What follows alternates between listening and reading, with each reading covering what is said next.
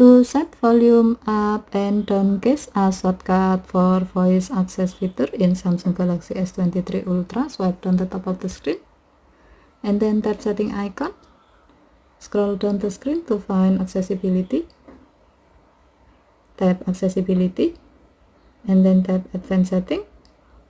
Tap volume up and down keys.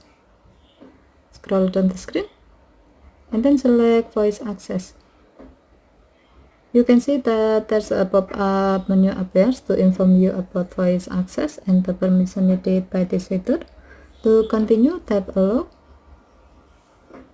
Now you can easily enable or disable this feature by pressing and holding the volume up and down keys for 3 seconds. And then select voice access. Next, you can swipe down the top of the screen and then tap on the voice access notification to start using this feature and let your phone listen to you, so you can control your device hands-free by using provided voice command.